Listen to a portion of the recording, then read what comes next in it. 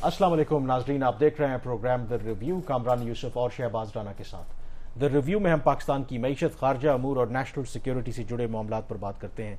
कल कराची में वज़ीर ख़जाना ने ये ऐलान किया या इस ख्वाहिश का इजहार किया कि हुकूमत पाकिस्तान चाहती है कि इस साल जून के आखिर तक, यानी कि अगला बजट आने से पहले या उस पर अमल दरामद शुरू होने से पहले IMF के साथ जो एक तवील प्रोग्राम पाकिस्तान निगोशिएट करना चाहता है वो डील हो जाए। अब ज़ाहिर है कि पाकिस्तान गुज़श्ता कई सालों से IMF के प्रोग्राम में है और हमने देखा कि अक्सर जब रिव्यूज़ होते हैं या प्रोग्राम निगोशिएट करने जाते हैं तो एतमाद का फुकदान भी रहा है, क्योंकि बहुत से कमिटमेंट्स हम करते हैं IMF के साथ और बाद में उसको बैकआउट कर जाते हैं।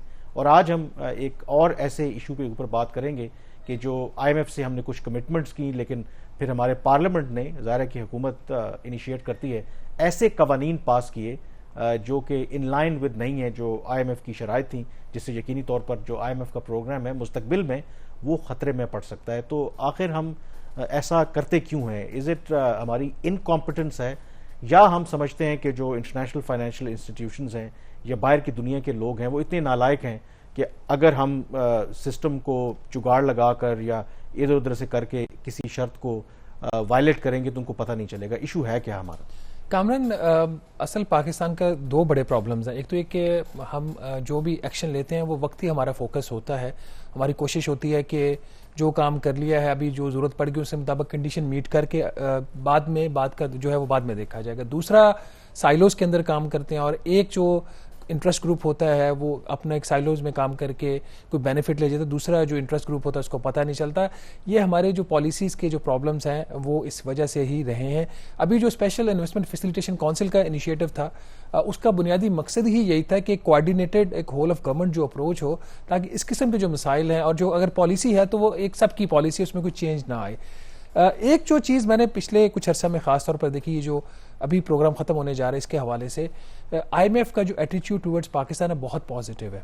और उसकी सबसे बड़ी वजह यही थी कि इस दफ़ा इनकी जो कमिटमेंट टू द प्रोग्राम थी वो लग रहा था कि ये वाकई करना चाहते थे, उन्होंने इम्प्लीमेंट किया और एक आध हिकअप को छोड़ के इनको बड़े मसाइल सामने, इनको उसका सामना नहीं करना पड़ा। अभी आज हम जो इशू डिस्कस करने जा रहे हैं ये एक ऐसा इशू है विच वंस अगेन इंडिकेट्स कि हमारे जो वेस्टेड ग्रुप्स हैं मुख्तलिफ, वो कैसे काम करते हैं और कैसे जो एक ब्रॉडर ओवरऑल एक ऑब्जेक्टिव होता है मुल्क का, इकॉनमी का, उसको वो डिफीट करते हैं। पिछले साल जुलाई में हमने IMF का प्रोग्राम साइन किया था, बोर्ड ने उसका अप्रूवल जुलाई 2023 में दिया। अगस्त 2023 में जो पिछली नेशनल असेंबली थी उसने दो कवानीन पास किए, एक था Pakistan civil aviation authority act और एक पाकिस्तान एयरपोर्ट्स अथॉरिटी एक्ट। इन दोनों कवानीन के तहत उन्होंने जो अथॉरिटी थी उसकी जो हर तरह की जो इनकम, उसकी जो सर्विसेज, उसके जो गेन्स और उसकी जो प्रॉपर्टी थी उसके ऊपर टैक्सों की छूट दे दी। ये बिल्कुल उसके इन कॉन्ट्राडिक्शन था जो IMF का प्रोग्राम है। और IMF के प्रोग्राम की जो बुनियादी दो बड़ी शराइत थी उसकी, एक तो पाकिस्तान टैक्स एमनेस्टी नहीं देगा और दूसरा जो कोई किसी किस्म की टैक्सों के ऊपर छूट नहीं दी जाएगी। तो इस दफ़ा ये चेंज ये आया और ये अभी तक चीज़ पॉइंट आउट भी इसलिए नहीं हो पाई, ये जो टैक्स की एग्जम्पशंस दी गई ये इनकम टैक्स ऑर्डिनेंस में नहीं दी गई। जो पाकिस्तान का जो चीफ लॉ है टैक्स का वो तो इनकम टैक्स ऑर्डिनेंस है, और बाकी जो आपके सेल टैक्स का है, फेडरल एक्साइज ड्यूटी का एक्ट है और फिर एक कस्टम्स का एक्ट है, उन कवानीन में ये एग्जम्पशन नहीं दी गई। ये एग्जम्पशन दी गई जो नए कवानीन बने उनके अंदर दी गई। तो उससे अब एक तनाज़ा तो खड़ा हुआ और FBR की जो अपनी इंटरनल असेसमेंट है कि सिर्फ इस एक कानून की वजह से उनको जो एनुअल लॉस होगा टैक्स का वो 50 अरब रुपया होगा। तो ये बताएं कि क्या ये आपने कहा कि जुलाई में स्टैंड बाय अरेंजमेंट हुआ और उसके कुछ अरसे के बाद ही, चंद हफ्तों के बाद ये दो कवानीन पास हुए। IMF तो अदरवाइज हर चीज़ बड़ी माइक्रो मैनेज कर रहा होता है, तो क्या IMF उसके बाद दो रिव्यूज़ हुए, सक्सेसफुल रिव्यूज़ हमने कंप्लीट किए, तो क्या IMF ने निशानदही नहीं की या हमने सक्सेसफुली उनको इन्फॉर्म नहीं किए या ब्रीफ नहीं किया इस सारे मामले के बारे में, या IMF के नोटिस में बात थी तो उन्होंने फॉर द टाइम बीइंग इसको इग्नोर कर दिया? नहीं, ये IMF के नोटिस में ये बात नहीं थी। इसमें इंटरेस्टिंग पॉइंट ये है कि ना वजारत खजाना ने और ना ही फेडरल बोर्ड ऑफ रेवेन्यू ने ये जो इनकम टैक्स की छूट थी इसको उन्होंने सपोर्ट किया, बल्कि वो इसको अपोज कर रहे थे। देखिए इसकी जो लैंग्वेज है और इसमें जो बिफोर गोइंग टू दैट सबसे बड़ा जो इसमें जो एक मुझे क्रिमिनल नेग्लिजेंस लगती है ना, वो लॉ डिवीजन की है کہ یہ جو جتنے بھی قوانین پاس ہوتے ہیں اس کی جو ڈرافٹ بلز ہوتے ہیں وہ بھی اور رولز بھی ایون وہ پہلے لا ڈویژن میں ویٹنگ کے لیے جاتے ہیں. اور ویٹنگ کا مقصد یہ ہوتا ہے کہ یہ جو قوانین ہیں آپ کے جو ایگزسٹنگ لاز ہیں اس کی کانٹرڈکشن میں تو نہیں, اگر کہیں کانٹرڈکشن ہوتی ہے وہ ایکسپلیسٹ ہونی چاہیے. مطلب بہت سارے ایسے قوانین میں جیسے یہ جو SIFC والے قوانین ہیں اس کا جو قانون نیا قانون بنا ہے اس میں ایکسپلیسٹلی دیا ہوا ہے کہ یہ جو قانون ہے ان قوانین سے اس کے اوپر پریسیڈنٹ حاصل ہوگا. تو یہاں پہ بالکل ڈفرینٹ انہوں نے اس طریقے سے اس کو کیا. اور چونکہ ایک چیز پرنسپل ڈیسائیڈڈ ہے کہ جو ٹیکسوں کی جو چھوٹ ہے یا اس میں جو بھی رد و بدل ہوگا وہ ٹیکس کے جو قوانین ہیں ان کے تحت ہوگا. آپ انڈیویجول ایکٹس میں اگر ہر ادارے کو آپ یہ اختیار دے دیں گے کہ اپنا وہ نیا قانون بنا کے اپنی مرضی سے لے آئے تو پھر اس طرح ملک کا نظام نہیں چلتا. تو لا ڈویژن نے اس کو کیسے ویٹ کر دیا اور ایک cabinet committee on legislative cases بنی ہوئی ہے. وہ ایون کہ کیبنٹ ڈویژن کے پاس جانے سے پہلے وہ جو قانون ہے وہ CCLC میں جاتا ہے, اس کا جو ڈرافٹ ہوتا ہے قانون کا CCLC اس ڈرافٹ کو ویٹ کرتی ہے, اس کے بعد کیبنٹ میں جاتا ہے, کیبنٹ اپروو کرتا ہے, پھر وہ پارلیمنٹ میں لے ہوتا ہے. تو اس سارے پروسیس میں اچھا اس میں پھر چلیں یہ جو ٹیکنیکلٹیز ہیں ڈیفینیٹلی ادھر تو کوتاہی ہماری ہے. اب سوال یہ ہے کہ سول ایویشن اتھارٹی ہو یا ایئرپورٹ اتھارٹی ہو ان کو ٹیکس ایگزیمپشن چاہیے کیوں؟ پاکستان ایک ایسا ملک ہے tax to GDP ratio already بہت کم ہے, ہم آلریڈی جتنا ٹیکس اکٹھا کرنا چاہیے اتنا کرتے نہیں ہیں, اور خود جو ایون موجودہ پرائم منسٹر ہیں وہ بھی بار بار یہ کہہ چکے ہیں کہ ہمیں یہ سلسلہ ختم کرنا ہوگا.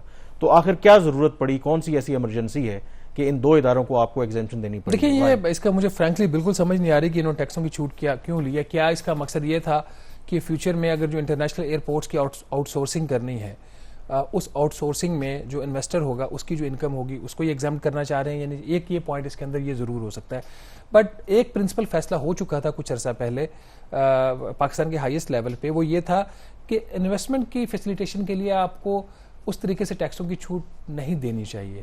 مطلب آپ کا جو بھی اوور آل ٹیکس کا رجیم ہے, اوور آل انویسٹمنٹ رجیم ہے, اس کو سامنے رکھ کے آپ کو فورن انویسٹمنٹ کو اٹریکٹ کرنا چاہیے. اس میں بہرحال ایک دو بیچ میں ایگزامپشنز بھی اور ویورز بھی لیے گئے, نئے قوانین بھی اس طریقے سے آئے, لیکن یہ جو چیز مجھے اس کے علاوہ اس کی کوئی وجہ نہیں. اور قانون اس کے اندر اگر آپ دیکھیں جو ایگزامپشن انہوں نے دی ہوئی ہے اس میں کلیئرلی لکھا ہوا ہے کہ notwithstanding anything contained in the income tax act 2001 اور any other law relating to income tax, super tax, sales tax, on services or property tax, the authority shall be exempted from paying any such tax on its income, services, profits, gains or property. تو چھوڑا کچھ نہیں ہے. وہ کہہ رہے ہیں کہ ہم نے کسی بھی قسم کا کوئی ٹیکس نہیں دینا. اس میں جو پازیٹیو چیز یہ تھی کہ FBR نے اس کو نہیں مانا اور انہوں نے 2 دن پہلے سول ایویشن اتھارٹی کے اکاؤنٹس کو انہوں نے اٹیچ کیا. اٹیچمنٹ کا مطلب ہے کہ انہوں نے اس کو فریز کیا, فریز کر کے اس میں سے انہوں نے 13 ارب روپے کا جو ہے وہ ٹیکس ریکور کیا ہے. تو مطلب ایک ڈسپیوٹ اب یہاں پہ کریٹ ہو گیا ہے. ایویشن اتھارٹی کہتی ہے کہ لا کے تحت ان کا ٹیکس بنتا نہیں ہے, لا ڈویژن بھی ایویشن اتھارٹی کو سپورٹ کر رہا ہے, لیکن ہم جو FBR اور فائنانس منسٹری کا یہ کہنا کہ یہ ان کا بنتا نہیں ہے. ٹیمپریریلی یہ ایشو تو ریزالو ہوا ہے, لیکن یہ لا کے اندر اب ایگزامپشن ہے. تو میرا خیال ہے کہ جب اگلا ہماری نیگوشیشن ہوں گی IMF کے ساتھ تو آپ اس کو پھر اوپن کرنا پڑے گا, لا امینڈ کرنا پڑے گا. اچھا اب جو ایگزامپشن کی بات جو ہو رہی ہے, اب آئی ڈونٹ نو کہ کیا لاجک ہے کیوں انہوں نے ایگزامپشن دی ہے.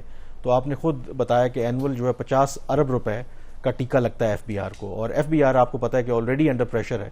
جو ابھی جو نمبرز آ رہے ہیں اس ماہ کا جو نمبر ہے کہ جو ٹارگٹ اچیو کرنا ہے کوئی 879 ارب روپے, اور جو کل تک یعنی کہ فرائیڈے تک کا جو نمبر ہے ابھی بھی 44 ارب روپے کم اکٹھے ہوئے ہیں جو ٹارگٹ انہوں نے رکھا ہے. میں نے اس کے فیکٹرز تو 2 تھے, لیکن ابھی میں نے پروگرام آنے سے پہلے چیک کیا کیونکہ ان کو اس دفعہ ان کو چیلنجز نظر آ رہے تھے. مارچ کا ٹارگٹ ان کے خیال میں سٹیپ نہیں تھا, کوئی 879 ارب روپے انہوں نے مارچ میں اکٹھا کرنا تھا, اور جو 9 ماہ ہے مالی سال کے جولائی سے لے کے مارچ تک کا جو پیریڈ تھا اس میں جو ان کا حد تھا وہ 6707 ارب روپیہ تھا. یہ کمفرٹیبل تھے کہ ہم کر لیں گے, لیکن جب شہباز شریف صاحب وزیر اعظم بنے تو one of the first orders جو انہوں نے ایشو کیے کہ انہوں نے ایکسپورٹرز کے کوئی 65 ارب روپے کے ریفنڈز روکے ہوئے تھے. تو وہ PM نے FBR توقع نہیں کر رہی وہ FBR توقع نہیں کر رہا تھا کہ ہمیں یہ جو ریفنڈز ہیں وہ دینے پڑیں گے, یا وہ یہ کہ اپنی سپیڈ میں دیں گے, کہیں اسپیس ملے گی تو دے دیں گے. اور یہ ہسٹوریکلی یہ چیز ہوتی رہی ہے. سوائے محمد اشفاق جو چیئرمین FBR گزرے تھے ان کے پیریڈ میں نے دیکھا تھا وہ ایڈوانسز کے اوپر بھی ریلائی نہیں کرتے تھے اور ریفنڈز بھی کم روکتے تھے. اور میرے خیال میں یہ تو پرائم منسٹر کا اچھا اقدام ہے کہ بعض دفعہ آئی واش ہوتا ہے نا, کیونکہ آپ ریفنڈ ڈال کے نمبر شو کر دیتے ہیں اور بعد میں پتہ چلتا ہے کہ اتنی ٹیکس کلیکشن نہیں ہوئی تھی. تو یہ پرائم منسٹر کا I think he has taken the right step, سارے ریفنڈ سارے نکالیں تاکہ ایکچوئل ٹیکس کلیکشن کا پتہ چلے کہ کتنی ہوئی ہے. ایگزیکٹلی اس میں یہی پوائنٹ ہے نا کہ آپ کی اپنی اس کے اندر کیا کارکردگی آپ نے کیا کیا. تو یہی وجہ ہے کہ یکدم ان کو فیل ہوا کہ اب یہ مسئلہ پیدا ہو گیا ہے. تو پھر انہوں نے اسٹیٹ بینک آف پاکستان سے بات کی. پھر آج بھی سیٹرڈے والے دن بھی بینکس اوپن رہی, کل سنڈے کو بھی بینکس اوپن ہوں گی بائی دا وے. تو ابھی میں نے پروگرام میں آنے سے پہلے چیک کیا تھا کہ ان کی پرفارمنس کیا رہی ہے.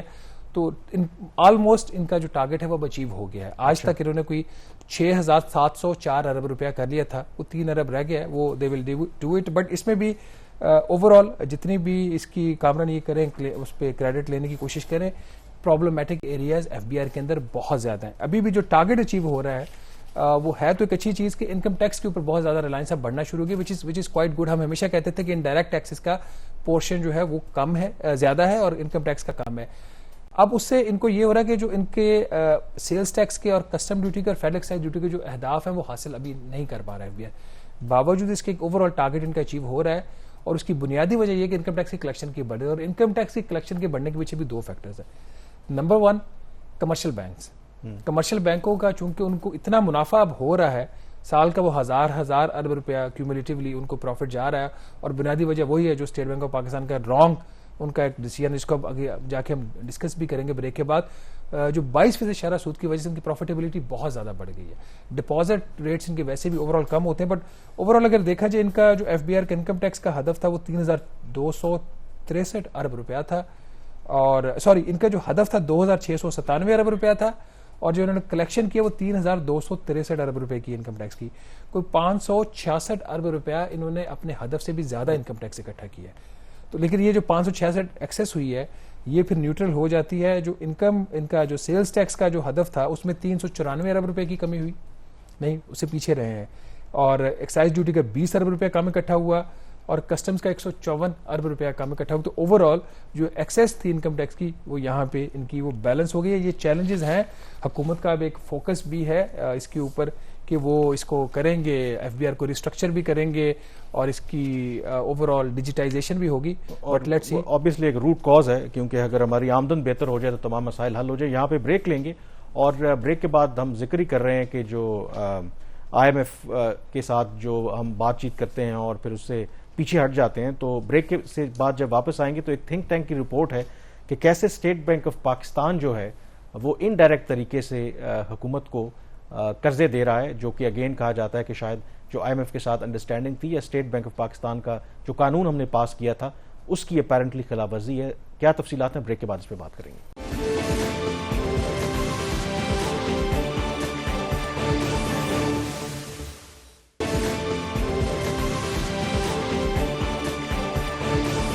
جی بریک کے بعد ایک دفعہ پھر آپ کو خوش آمدید کہتے ہیں. پاکستان تحریک انصاف کے دور میں جب آئی ایم ایف کے ساتھ انہوں نے پروگرام نیگوشیٹ کیا تھا تو ایک جو ایشو یا کنڈیشن اس پر بہت ٹائم لگا تھا حکومت کو ماننے میں, اور کنٹروورشل بھی رہا, اور وہ تھا کہ آئی ایم ایف چاہتی تھی کہ اسٹیٹ بینک آف پاکستان کی اٹانومی دی جائے, اور اس میں پھر ایک اور شرط بھی تھی کہ جس طرح ماضی میں State bank of Pakistan note چھاپ کر حکومت کو قرضے دیتا تھا تو اس پر بھی انہوں نے پابندی عائد کر دی تھی. لیکن اس نئے قانون کے باوجود, اسٹیٹ بینک آف پاکستان کو اٹانومی دینے کے باوجود ابھی بھی کچھ ایسا ہو رہا ہے کہ شاید پرانا طریقہ ہی چل رہا ہے. تو یہ کیا سٹوری ہے, اور خاص کر کے یہ جو ایک انڈیپینڈنٹ تھنک ٹینک ہے اس نے جو رپورٹ کیا ہے کہ اپیرنٹلی ابھی بھی state bank of Pakistan directly نہ صحیح لیکن انڈائریکٹلی پیسے چھاپ کر کے کمرشل بینکوں کو دیتا ہے, اور وہ کمرشل بینک مہنگے جو انٹرسٹ ریٹ کے اوپر ابھی بھی حکومت پاکستان کو قرضے دے رہے ہیں. کامران وہ جتنی امینڈمنٹس آئی تھی اسٹیٹ بینک کے قانون میں اس وقت آپ کو پتہ اتنا شور پڑا تھا پارلیمنٹ میں, پی ایم ایل این کی اس وقت اپوزیشن میں تھے, انہوں نے کہا کہ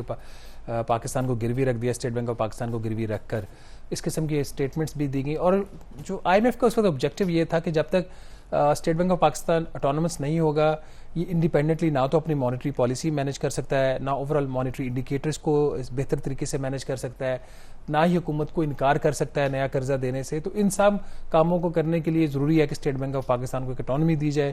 اٹانومی دلوا دی گئی, اور حکومت کے لیے بھی ایزی منی جو ہے وہ اسٹیٹ بینک سے وہ بھی اویلیبل تھی, وہ بھی روکنا چاہتے ہیں, قرضوں کے بوجھ نہیں بڑھے گا, کم رہے گا. اور اوور آل اس کا جو 2 آبجیکٹیوز تھے, ایک تو ڈیٹ والا کہ ڈیٹ سسٹینیبل ہوگا, نئے قرضے نہیں لیں گے, حکومت فسکلی بیہیو کرے گی, اتنا ہی خرچ کرے گی جتنی اس کی آمدن ہے, یا ایک لمیٹڈ حد تک قرضہ لے گی. اگر لے گی مارکیٹ سے تو وہ قرضہ بہت مہنگا ہوگا تو ان کو لینا مشکل ہو جائے گا. دوسرا جو پرائمری آبجیکٹیو تھا اس قانون کا کہ مہنگائی پہ کنٹرول کرنا, پرائسز میں اسٹیبلٹی لے کے آنا. تو یہ ساری ایکسرسائز جو تھی اس کے ارد گرد ایوالو کر رہی تھی. آپ کو یاد ہوگا PDM-1 میں اسحاق ڈار جب وزیر خزانہ تھے تو انہوں نے جاتے جاتے کہا تھا کہ دسمبر 2023 تک اسٹیٹ بینک نے کہا ہے کہ مہنگائی کی شرح سنگل ڈیجٹ میں آ جائے گی. آج ہم مارچ 2024 میں بیٹھے ہوئے ہیں اور مہنگائی 22-23% اور اینول بیسس پہ ایوریج انفلیشن ریٹ 29% کے پیچھے ہے.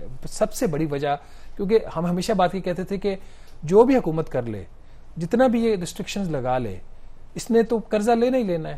جو ساری ریسٹرکشنز آ رہی ہیں, جو ہائی انٹرسٹ ریٹ ہے, اس کا سارا امپیکٹ جو آ رہا ہے وہ مارکیٹ پہ آ رہا ہے, بزنسز پہ آ رہا ہے, لوگوں کی زندگیوں پہ آ رہا ہے. حکومت کی زندگی پہ تو کوئی فرق نہیں پڑ رہا. حکومت نے تو اپنے خرچے نہیں کنٹرول کیے. اور یہ جو اب رپورٹ آئی ہے, یہ پرائم جو انسٹیٹیوٹ ہے, policy research institute of market economy, انہوں نے وہ ساری چیزیں جو انفارملی ڈسکس ہو رہی تھی, ہم پتہ تھی کچھ چیزیں, اس کو ایک رپورٹ کی صورت میں لے آئے ہیں. انہوں نے بڑا کلیئرلی اپنی رپورٹ میں لکھا ہے کہ ایک نیکسس ہے وزارت خزانہ کا اور اسٹیٹ بینک آف پاکستان کا. اس نیکسس کے تحت جو اسٹیٹ بینک ایکٹ میں ترمیم کی گئی تھی, جس کے تحت حکومت وقت کو یا جو اسٹیٹ بینک ہے وہ گورنمنٹ کو بالکل بھی قرضہ نہیں دے سکتی, زیرو بارونگ. اس کا مقصد یہی تھا کہ نئے نوٹس پرنٹ نہیں ہوں گے اور حکومت اپنے جو وسائل کے اندر رہتے ہوئے کم قرضہ لے گی. اس کو ڈیفیٹ کیا ہے.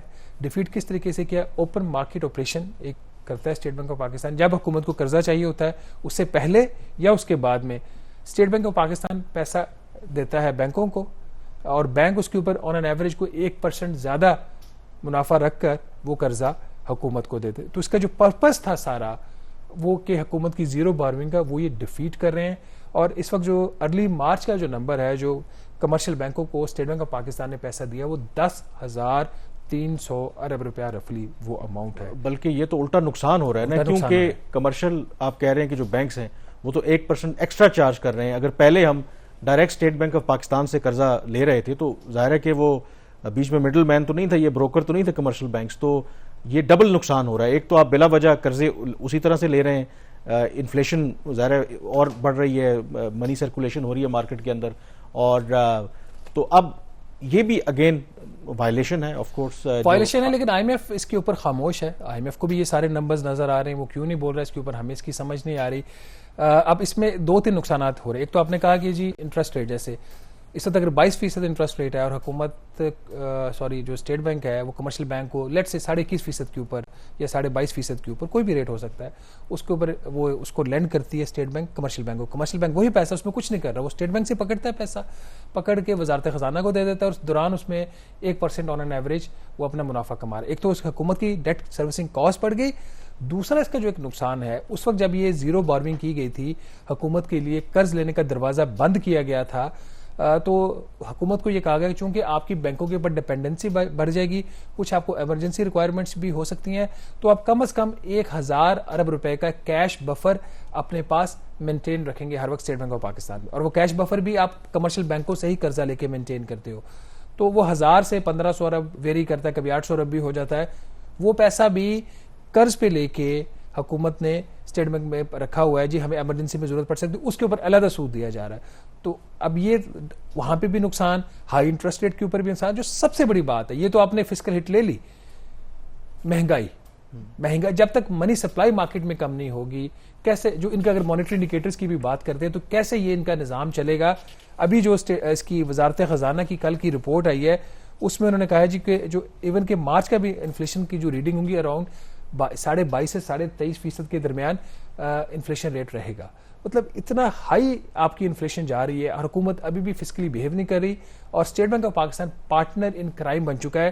تو میرے ضرورت تو اب اس بات کی ہے کہ اس کو بند کرنا چاہیے. یہ والا بھی جو اوپن مارکیٹ آپریشن ایک حد تک اسٹیٹ بینک ضرور کر سکتا ہے, کیونکہ اگر حکومت, پرابلم اب یہ آ جاتا ہے نا کہ اگر اسٹیٹ بینک کمرشل بینکوں کو قرضہ نہیں دے گا, کمرشل بینک کے پاس پیسہ نہیں ہوگا, وزارت خزانہ کو قرضہ نہیں جائے گا, تو ڈومیسٹک ڈیٹ کے اوپر بھی ڈیفالٹ ہو جائے گا. اس میں آپ کو یاد ہوگا کہ جب یہ اسٹیٹ بینک کا قانون بن رہا تھا تو حفیظ پاشا صاحب ہمارے پروگرام میں ہی آئے تھے, تو ان کو بھی اس کنڈیشن کے اوپر اعتراض تھا کہ zero borrowing from the state bank.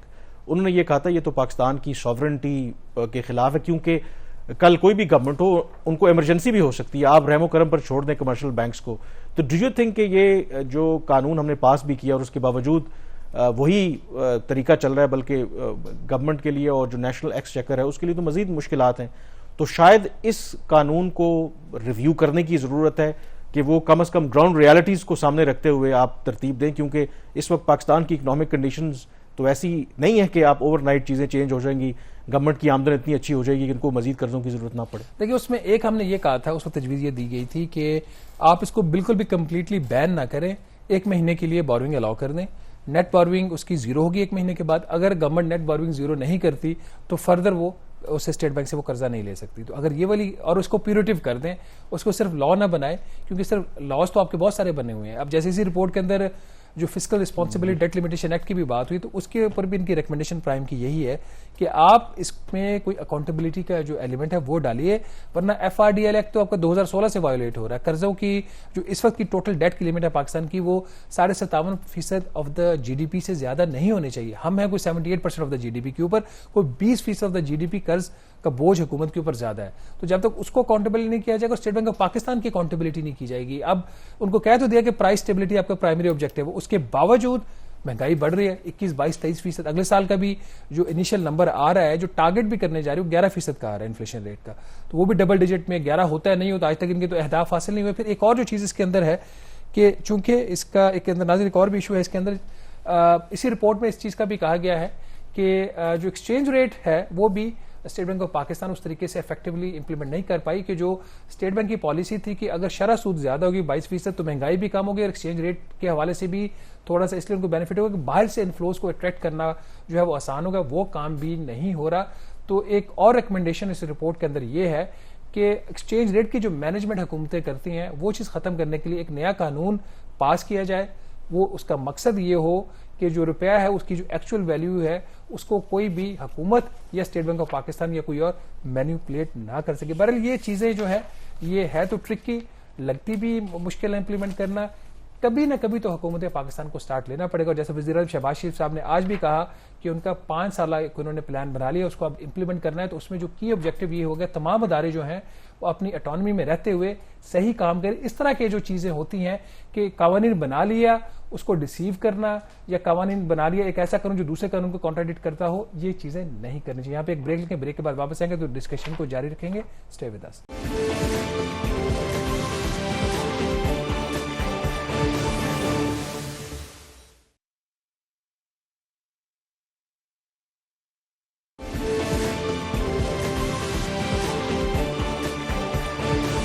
G break کے بعد ایک دفعہ پھر آپ کو خوش آمدید کہتے ہیں. بالآخر چٹھی آ گئی ہے اور چٹھی واشنگٹن سے آئی ہے. بہت ٹائم لگا اس خط کو آنے میں. امریکی صدر جو بائیڈن نے بالآخر جب سے وہ صدر بنے 2020 میں پہلی مرتبہ کسی بھی پاکستانی پرائم منسٹر سے آفیشیلی طور پر رابطہ کیا ہے، کیونکہ جب 2020 میں وہ صدر منتخب ہوئے تھے اور انہوں نے وہ روایت توڑ دی کہ ماضی میں جب بھی کوئی امریکہ کا نیا صدر منتخب ہوتا تھا، نو میٹر کہ کیا اسٹیٹ آف ریلیشن شپ ہے between Pakistan and the U S, ایک کرٹسی کال ضرور ہوتی تھی بٹوین دی امریکن پریزیڈنٹ اور پاکستان کے پرائم منسٹر میں. لیکن جو امریکی صدر تھے جو بائیڈن، انہوں نے اس وقت کے پرائم منسٹر عمران خان کو ٹیلی فون نہیں کیا. پھر اپریل 2022 میں جب شہباز شریف صاحب وزیر اعظم بنے، تحریک عدم اعتماد کامیاب ہوئی، اس کے بعد پھر بھی امریکی صدر نے فون نہیں کیا شہباز شریف کو. اور اب انہوں نے ٹیلی فون تو نہیں کیا لیکن ایک فارمل خط لکھا ہے جس میں وہ بھی انٹرسٹنگ ہے. ایک تو انہوں نے کوئی ایکسپلسٹلی مبارکباد نہیں دی شہباز شریف کو پرائم منسٹر بننے پہ، لیکن جو باتیں انہوں نے کہیں اس پر آئی تھنک ڈسکشن کرنا بہت ضروری ہے.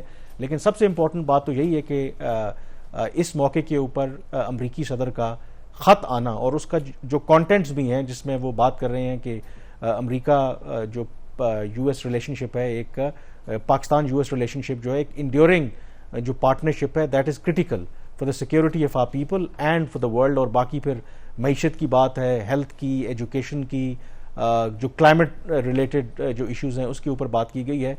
تو اس لحاظ سے آئی تھنک سگنیفیکنٹ ہے کہ ایسے موقع کے اوپر جب عام طور پر مبصرین کا امریکہ میں بھی اور پاکستان میں بھی یہ خیال ہے کہ امریکہ کے لیے اب پاکستان وہ کوئی پرائیورٹی نہیں ہے، لیکن اس خط کا آنا آئی تھنک دیٹ شوز کہ ایک جو چینل آف کمیونیکیشن ہے وہ امریکہ پاکستان کے ساتھ ابھی بھی اوپن رکھنا چاہتا ہے، اور اس میں کچھ لوگوں نے رول پلے کیا، وہ آگے چل کے بات کریں گے. اس میں لگتا ہے کہ بڑا کوشیس اپروچ ہے یو ایس گورنمنٹ کی کہ 5 سال کے بعد اگر انہوں نے ایک کائنڈ آف ایک اسٹیپ لیا بھی ہے تو وہ ایک انڈائریکٹ موڈ آف کمیونیکیشن ہے. ڈائریکٹ انہوں نے ٹیلی فونک کال, وہ جو آپ نے کہا کہ وہ اس کا سلسلہ نہیں ہے, بٹ اس کے پیچھے فیکٹرز کیا ہے جس کی وجہ سے اب یو ایس نے ضروری سمجھا کہ وہ جو ریلیشنز تھے ان کو ان اے وے بحال کرنا پڑے گا. کیا کوئی ہمارا ریجنل پالیسی شفٹ آیا ہے یا کہ پھر افغانستان کے حوالے سے پاکستان کی جو اہمیت ہے وہ بڑھ رہی ہے؟ اس میں فیکٹر کیا بنا ہے؟ آئی تھنک جو ایک بات کہی جا رہی ہے, جو پچھلے سال جو وزٹ کیا تھا army chief general Asim Munir نے, اس کے بارے میں یہ کہا رہا ہے کہ وہ کافی حد تک اس نے ریلیشن شپ کو ری سیٹ کیا ہے.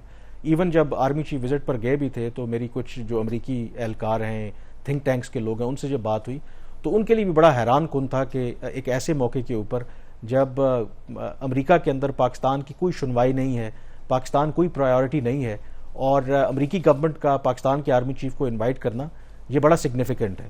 اور دوسرا آئی تھنک کہ کہا یہ جاتا ہے کہ وہاں پر آرمی چیف جو بھی ان کی انٹریکشن ہوئی ان کی ملٹری اور سویلین لیڈرشپ سے, کہیں نہ کہیں وہ اس بات میں ان کو کنونس کرنے میں کامیاب رہے ہیں کہ پاکستان کی ایک امپورٹنس ہے. ایک تو اس کی وجہ سے چیزیں شاید آپ کو جو اب ایک بہتری نظر آ رہی ہے وہ دیکھنے میں آیا. دوسرا جو پاکستان میں امریکہ کے سفیر ہیں ڈونلڈ بلوم کا, یہ کہا جاتا ہے کہ یہ بہت اسٹرانگ ایڈوکیٹ ہیں کہ باوجود اس کے کہ اب ہماری پرائیورٹیز ڈفرینٹ ہوں لیکن پاکستان کے ساتھ ہمیں تعلقات کو بالکل نگلیکٹ نہیں کرنا چاہیے. پھر تیسرا فیکٹر اگین جو پینٹاگون یعنی کہ جو امریکی ملٹری اسٹیبلشمنٹ ہے, دے آر ویری کین کہ پاکستان کے ساتھ تعلقات خراب نہ ہوں, اور اس کی وجہ وہ یہ کہتے ہیں کہ پاکستان جو خطے میں جو ایک رول ہے, اور خاص کر کے افغانستان کے کانٹیکس میں, کاؤنٹر ٹیررزم کے کانٹیکس میں جو ان کی ایک انویلیوبل ایکسپرٹیز ہیں, اس کو ہم ریپلیس نہیں کر سکتے. اور یہ کیوں ہو رہا ہے؟ آئی تھنک اسی وجہ سے شاید وائٹ ہاؤس, اور اس کے باوجود آپ بالکل ٹھیک کہہ رہے ہیں کہ بڑا کاشیسلی انہوں نے موو کیا. اس کا یہ مطلب نہیں ہے کہ کوئی بہت ڈرامیٹک تبدیلی آ جائے گی, لیکن ایٹ لیسٹ ایک چینج ضرور ہے. اب یہ کیوں ہو رہا ہے؟ اس میں ایک جو فیکٹر ہے وہ اگین افغانستان ہے یہاں پر, کیونکہ جو اس وقت افغانستان کی صورتحال ہے انپریڈکٹیبل ہے. وہاں پر اگین جو ڈفرینٹ رپورٹس ہیں, دہشت گرد تنظیمیں جو ہیں وہ گرو کر رہی ہیں, خاص کر کے جو داعش دہشت گرد گروہ ہے وہ طالبان کے لیے بھی تو خطرہ ہے. پاکستان میں بھی اٹیکس ہوتے رہے ہیں, ایران میں انہوں نے بڑے اٹیکس کیے ہیں, جو ماسکو میں جو ہوا ہے اس میں بھی داعش افغانستان کا نام آ رہا ہے. تو امریکہ کو یہ خدشہ ہے کہ کہیں ایسا نہ ہو کہ آئندہ آنے والے ٹائم پر داعش جو ہے ان کے جو اتحادی یورپ کے اندر یا امریکہ کے اندر بھی کوئی اس طرح کی بڑی کارروائی ہو سکتی ہے, تو ان کو ضرورت پڑ سکتی ہے کہ افغانستان میں کوئی لمیٹڈ وہ کارروائی کر سکتے ہیں, تو اس میں پھر پاکستان کی ان کو ضرورت پڑے گی. تو اس میں جو میری بات ہو رہی تھی کہ پاکستان کی جو ایئر سپیس ہے وہ بہت زیادہ اہمیت رکھتی ہے امریکہ کے لیے. اگر پاکستان امریکہ کے لیے ایئر سپیس بند کر دے تو جو اوور دی ہورائزن جو کہتے ہیں نا کیپیسٹی ابھی بھی امریکہ مینٹین کرتا ہے کہ افغانستان کے اندر اگر کوئی ہائی ویلیو ٹارگٹس کو نشانہ بنانا ہے تو ابھی بھی وہ کر سکتا ہے. بے شک ان کے فٹس ان کے جو سولجرز ہیں وہ نہیں ہیں, مطلب گلف جو ایئر سپیس ہے نا وہ اوور دا, انہوں نے کلیریفائی نہیں کیا ہوا کہ اوور دی ہورائزن جو کیپیسٹی ہے, کیپیبلٹی ہے, کچھ لوگ کہتے ہیں کہ شاید ابھی بھی ہم کہیں نہ کہیں خاموشی کے ساتھ ان کے ساتھ کوآپریٹ کر رہے ہیں, لیکن جو پاکستان کی ایئر سپیس ہے وہ بہت زیادہ امپورٹنٹ ہے. اگر پاکستان ایئر سپیس بند کر دیتا ہے, سٹل ان کے پاس کیپیسٹی ہے کہ وہ کوئی بہت سوفسٹیکیٹڈ ڈرونز ہوتے ہیں جو 50,000 کلومیٹر کی بلندی پر پرواز کرتے ہیں, لیکن وہ سٹل جو بہت مہنگا وہ آپریشن ہوتا ہے. تو اس لیے آئی تھنک ایک جو سسپیشن یہ ہے یا جو کہا یہ جاتا ہے اسیسمنٹ یہ ہے کہ امریکہ گیون دا فیکٹ کہ افغانستان میں کل اگر حالات بدلتے ہیں تو پھر پاکستان کی ہمیں ضرورت پڑ سکتی ہے, تو we should keep our channel of communication جو ہیں اس کو اوپن رکھنا چاہیے. اچھا, اس میں کامران جو ایریاز آف کوآپریشن اور ڈیفائن کیے ہیں وہ بڑے انٹرسٹنگ ہے, اور اس میں زیادہ تر مجھے وہ ان یوزول لگ رہے ہیں کہ, اور جو نئی ریکوائرمنٹس ہیں ہماری وہ اس میں شامل ہیں. گریٹر ہیلتھ سیکورٹی کی بات کی انہوں نے, اکنامک گروتھ کی, access to education for all, جو ٹریڈیشنل ایریاز ہیں کوآپریشن کے اس میں مطلب جو ایک ہمارے ان کے ساتھ ڈائیلاگ بھی ہوتا تھا تو اس حوالے سے اس طریقے سے انہوں نے فوکس نہیں کیا ہوا. ایک جنرل اسٹیٹمنٹ ہے, مطلب ایک پریزیڈنٹ کے لیول سے آپ اتنی ہی ایکسپیکٹ کر سکتے ہیں, بٹ اس میں اگر کوآپریشن کی بات کریں نا ہیلتھ سیکورٹی کے اندر بھی دیر از اے لاٹ آف روم. مطلب ہم پرائیویٹ فنڈنگ وہاں سے گلوبل فنڈ سے ارینج کرتے ہیں, پینڈیمک کے حوالے سے کوآپریشن ان کا بہت زیادہ رہا ہے, پھر ان کے جو مختلف وائرل ڈیزیز کلائمیٹ والا ہم افیکٹڈ ہے جو کلائمیٹ فائنینسنگ ہے. دیکھیں اس میں بریک پہ جانے سے پہلے دس از امپورٹنٹ کہ یہ وہ تمام باتیں ہیں جو ہم امریکیوں سے کہتے رہے کہ آپ ہمیں سیکیورٹی کے لینس سے, آپ ہمیں افغانستان کے پرسپیکٹو سے نہ دیکھیں, اور جب آرمی چیف امریکہ گئے بھی تھے تو مجھے کسی نے بتایا کہ وہاں پر انہوں نے یہی کہا کہ امریکہ کو پاکستان کو نہ چین نہ افغانستان نہ بھارت کے تناظر میں دیکھنا چاہیے، بلکہ پاکستان کے ساتھ انڈیپینڈنٹلی جو ریلیشن شپ ہیں اس کو فروغ دینا چاہیے. تو یہ جو امریکی صدر نے باتیں کی ہیں یہ وہ تمام باتیں جو پاکستان ان سے کہہ رہا ہے. اب یہ کتنا سسٹینیبل ہے، I think that remains to be seen. امریکہ میں اس سال کے آخر میں عام انتخابات ہونے ہیں اور اس کے بعد یو نیور نو صدارتی انتخابات ہوں گے، وہاں پر کیسی گورنمنٹ آتی ہے، کیا سچویشن بنتی ہے. بٹ ایٹ لیسٹ آپ کہہ سکتے ہیں کہ فار ناؤ لگ یہ رہا ہے کہ جو امریکی انتظامیہ ہے ان کو پاکستان کی اہمیت کا تھوڑا سا ضرور احساس ہے، اور اس وجہ سے انہوں نے جو کانٹیکٹس ہیں وہ ری اسٹیبلش کیے. یہاں پہ بریک لیں گے، بریک کے بعد ذکر کریں گے کہ پاکستان اور افغانستان کے درمیان اس ہفتے جو تجارتی مذاکرات ہوئے تھے اس میں کیا ہوا. بریک کے بعد اس پہ بات کریں گے.